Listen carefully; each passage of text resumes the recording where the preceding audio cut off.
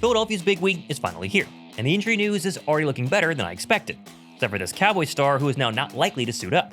Plus Howie's latest roster moves that brought in some under-the-radar depth at corner, and some surprising depth chart decisions for Thursday night. Oh, and the Eagles, they're trying really hard to hide their excitement that Micah Parsons is now gone.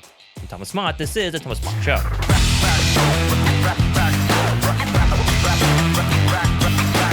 It's been 211 days since the Eagles woke up on a Monday morning, like today, to officially start a real-life game week. And while the last time they suited up was not only for all of the marbles, but also with an established team with zero question marks, this year's team is still trying to tweak the roster, trying to get everybody healthy, and playing their biggest decisions close to the vest.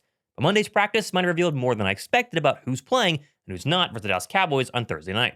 Also, since it is game week, how about an awesome collaboration for a giveaway with Jordan Spector of Spector Sports Art, who you've probably seen his work if you're a Birds fan because he's collabed with like all of the current greats and has a ton of awesome pieces. And this Saquon piece is called The One, featuring him hurdling over the Jacksonville Jaguars. This thing is absolutely fantastic. So we're gonna give it away to one subscriber who drops a like on today's video. Go down below and comment Saquon as well. That way you can go ahead and enter. I'll also put the link in my description box for Jordan's website if you want to pick up this or any other of his prints yourself. Now, let's start with the best and perhaps the biggest piece of news that came during the Birds' first practice on Sunday afternoon. As starting guard Landon Dickerson was not only fully suited up, but seemingly a full participant. Despite being just 3 weeks removed from a minor knee surgery, reporters noted that Dickerson had zero limitations, and that Dickerson was also part of the team's first team field goal unit during practice. Something he for sure would not have done if there were any sort of limitations, so barring a setback, it does seem like Landon Dickerson will start on Sunday, which is wild, and his teammates noted that they're very impressed and excited to have him back. I can't believe he was out there. This man is like Wolverine. Just superhuman, healing cells, whatever you want to call it. It's just insane, this man. I mean, it's just like everybody else, he's just trying to get ready, get healthy, and get ready to go. So we'll see how that lands. Still got some time till Thursday game. We'll see how it goes. I know he's working really hard to get back. You're always excited when you get really good football players back on the field, and Landon's shown that he's a really good football player for the past 4 years here. And so I know he's working really hard, and we'll see where we are by the end of the week. It's worth noting that Philadelphia re-signed Kenyon Green back to their active roster on Sunday, which did cause some to think that this was some sort of Howie hinting that Dickerson is not going to play. But I saw it more as Philadelphia protecting Kenyon Green from being poached onto another roster. Goes to the practice squad, the active 53, gets some depth behind Dickerson just in case, but this was more protecting Kenyon Green from leaving than anything else. Also, staying with all of Howie's roster moves over the weekend, and there were a lot, here's the latest. Philadelphia first placed center Willie Lampkin on IR, as expected, and then signed Audric Estime and Ambry Thomas to the practice squad. They also then released Terrace Marshall and Eli Ricks before signing Marshall back early Sunday morning. And quick note on the newest cornerback in Ambry Thomas, if you're wondering what happened here, he's pretty interesting due to the fact he has a ton of starting experience, logging, 11 starts in 42 games since being a third-round selection by San Francisco 3 years ago. Now, his passer rating allowed while being targeted has always been pretty high, as you see here, but technically has improved slowly over the last 3 years. But then he did fracture his forearm right before the season last year, which caused him to be released by the Colts, then claimed by the Vikings, and then cut late last week. Clearly, interesting depth piece, and that's probably it. Hopefully, Ambry Thomas does not play at all this season because that means the starters ahead of him are struggling, but nice of Howie to add some more cornerback support because they want to have as many guys as possible in case there was an issue. And staying with the starting corner theme for a second, and how about congrats to Bennett for finally getting a real number, as he was seen rocking Eli Ricks' old number 23 at practice this week. But despite the Birds' depth chart, released by the PR staff, so take that for what it is, showing Bennett as a co-starter with Adoree Jackson, beat writers at practice this week noted that Jackson ran with the ones, with Nick Sirianni's pre-practice press conference praise of Jackson likely the icing on the cake that Adoree has won the job and not Bennett. I think he's always in the hip pocket of guys and close to the catch point. I also think he has a good knack for the football. Was a punt returner and has a good knack for how to take the ball away, how to catch the ball, those different things like that. I think he's competitive. And that's what you want. And I think we saw in the preseason, with him playing that he'll tackle and he'll stick his face in there. So he's got toughness.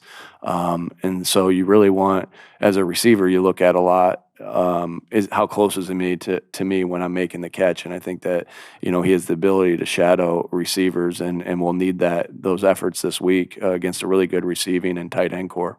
Also, I want to give a quick shout out to the sponsor of today's video, Mudwater. As you guys know, I've been trying Mudwater for better part of 2 or 3 months by now, and once you compare mud water to a regular cup of coffee, the caffeine crashes, the stomach issues, the jitters, it makes it 100% better and coffee completely irrelevant. In fact, I was traveling a couple of weeks ago at my parents' house and I didn't bring my mud water and had a normal cup of coffee for the first time in really like 2 or 3 months, and I could not believe how much I actually missed this. With mud water, you can make it like regular coffee. You just add hot water or your favorite milk, honey, or sweetener. Personally, I've been tossing just a little scoop into my morning smoothie that gives it a great chai meets coffee taste with a tiny boost of energy. And that little energy kick comes from the fraction of the caffeine, around 35 milligrams, versus a usual cup of joe. So I still get that little lift that I want, but no crash, no anxiety, and I actually sleep good at night. The best part for me, though, is that it's loaded with the good stuff. Lion's mane, cordyceps, reishi, chaga, all to help support focus, energy, and immunity, and it's completely sugar-free and made with clean, most importantly, organic ingredients. Plus, on top of the regular mud water, they have the matcha flavor. You see it up there as well. My wife loves matcha. I hadn't tried it a lot, and then started using this one. I like it a lot too. So, you want to upgrade your morning ritual with mud water, then click the link down below my description box or scan the QR code. You guys know the drill right over here. Use my promo code ThomasMacho, and you'll get 15% off your starter kit plus a free frother. In fact, staying with the depth chart for 1 second here, it also shows the starting linebackers as Jihad Campbell / Jeremiah Trotter Jr., the starting safeties as Sidney Brown / Drew Mukuba. Like he just deployed to throw off Dallas, as Nick Sirianni said in-house, they clearly already know who's starting on Thursday night. I think it's unsettled to the outside world. We got it pretty much settled in here. I just like injury information, just like, I'm just not sharing that information quite yet. And that does lead well into the Drew Mukuba update here, as he was also fully suited up and looked ready to go at Sunday's practice and is expected to play this week.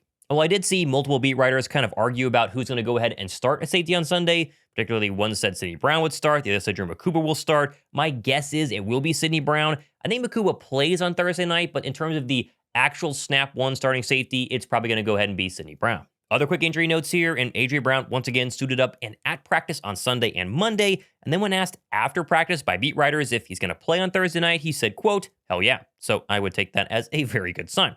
Although for what it's worth, Tanner McKee was also at practice, although still very limited, did not throw, and the expectation is right now that Sam Howell will be your QB2. Also, and y'all will love this, Philadelphia was seen pumping artificial crowd noise into practice on Sunday and Monday, not only when the defense was on the football field, but also the offense, which Jordan Mailata actually noted after practice was mainly because they expect the link to be so insanely loud on banner night, they want to prepare for some extra crowd noise even while the offense is at work. Pretty jacked up. It's going to be loud. I think that's why they're doing it. They're anticipating our fans cheering while the offense is on, and well, that's great for us, isn't it?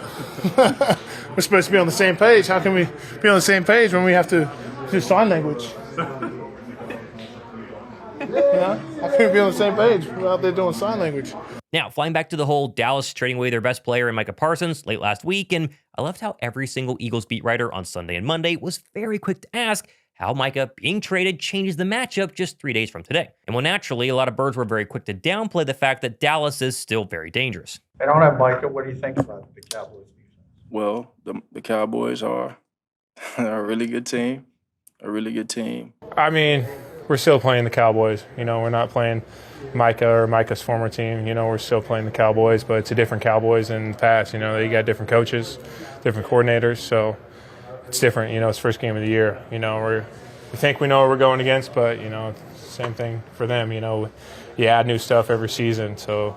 Yeah, we have so much going on here. Obviously, we're getting ready to play the Cowboys, and so he's in your thoughts of game planning, but they still have guys that we have to prepare for. Obviously, they got Kenny Clark, who is a really good player, and they have good depth at that defensive end group. So you don't get too wrapped up into that, except for some of the things you're doing with the game plan, but also understanding that they have a lot of good players still over there, and get ready for those guys and shift your attention to that. Which is typical. I mean, every single Eagle is not going to say, oh, the Cowboys stink now just 3 days before playing the Dallas Cowboys. But there was one Eagle in Jordan Mailata who had clearly the best answer and seemed pretty darn relieved to not be having to game plan and worry about number 11. Sigh of relief. That was funny. Thank you for laughing. I appreciate that.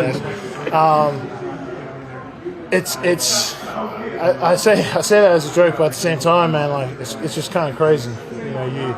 You build up for the last 4 or 5 years that we've played him play the Dallas Cowboys, we've come up with a game plan because Mike is a game wrecker. So it is a sigh of relief that you don't have to plan like that anymore. However, that is a talented D-line and talented defense. And so you got to treat them with the same respect, with or without, Micah Parsons. They got Kenny Clark now, who's not notified. What's the word? I can't even think of the word right now. Not the lost train of thought. I just forgot what the word is. But he's been in the league a long time. He's a great.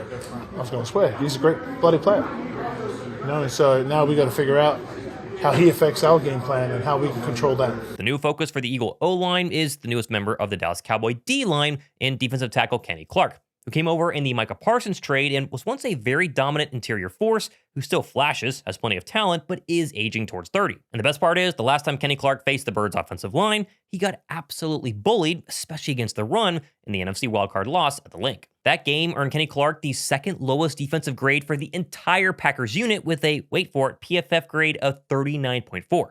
Yikes. Staying with Dallas, and some more big news this week is that cornerback Trevon Diggs is now expected to not play on Thursday night despite practicing this week, telling reporters he should return, quote, no later than week 4, after initially hoping to be ready to go for week 1. No Diggs means a lot more pressure on the rest of the Cowboys secondary, including cornerback Deron Bland, who on Sunday signed a 4-year extension worth $90 million in a classic Jerry Jones move because Bland was the 32nd ranked cornerback by PFF last season. Recorded 0 interceptions following his NFL record 6 pick sixes in 2023. And despite the new money, Bland has been owned recently by Devontae Smith for seemingly years now and is likely going to be someone Jalen Hurts and Smitty go at time and time again on Thursday night, especially with Diggs now out. Let's see if Jerry's money was put to good use or wasted once again. Flying back over to Philadelphia, and the Birds announced their 18 captains for the 2025 season, including Jalen Hurts, Lane Johnson, Jake Elliott, A.J. Brown, Jordan Mailata, Zach Bond, Saquon Barkley, and most interestingly, Reed Blankenship, with the latter being significant because Reed is entering the season right now, again 3 days away, on the final year of his contract, which honestly is ridiculous to me because he deserves to be extended. Although Phil on Twitter is to be believed, Philadelphia has begun to work on an extension with one half of the exciting Whites and could announce it even as early as this week. Either way, the fact that his teammates voted him a captain was not lost on Reed and will definitely help in securing that extension whenever it comes. Emotions were kind of all over the place. I found out in practice, Sirianni told me, but it's a dream come true. I've always wanted to be a captain, especially in the league. It's different than just wearing a C on your chest. That's how I think of it. I take pride in it. Just being able for my teammates to vote for me and put me in that position. That means they trust me and they have confidence in me. And I'm just excited. I'm excited to lead these guys, and I'm going to do all I can for them. Everybody sees him as a leader. So he earned that role. And I'm just happy and excited for him to take on that role. Wear that C on his chest. I know he'll do it the right way, like he has done his whole career. Finally, if you've been wondering what Nick Sirianni's message would be for the defending Super Bowl champions heading into this week, entering obviously the first game of the year, how about Jalen Hurts during his press conference yesterday explaining the motto of contribution over credit? Clearly a heavy emphasis happening inside the Birds locker room about doing your job first and worrying about accolades second. When you said Nick, it made me really, the thing that he's been preaching a lot is contribution over credit, and the old sense of, it doesn't really matter how it gets done, just a matter of getting it done, as a team and really buying into that collective. And so I think he's had a habit of saying that. He's had a habit of saying that to try and go to that next level, it requires something more of yourself. And so I think he's done a really good job from a message standpoint. And as a team, we just have to continue to, kind of be all in on that and follow his lead. Jalen Hurts and Nick Sirianni's relationship has grown over the years. I think this is finally, at least officially, going to be the first season where the Philly media isn't chomping at the bit to reveal some, closet rift between QB1 and Philadelphia's head coach. Kind of funny how winning a Super Bowl together has a way of silencing all those negative stories. I think a clean, impressive win on Thursday night is also going to help, so here's to hoping that's the result 3 days from today. Now, of course, we have plenty more stuff happening the next couple of days and weeks. Philadelphia practice Sunday, Monday, Tuesday, obviously off Wednesday, and then the game is going to happen on Thursday night, which myself and Josh Davis will go ahead and broadcast, so subscribe and join us for that because the live streams are a ton of fun. Some new stuff planned for the live streams as well this year.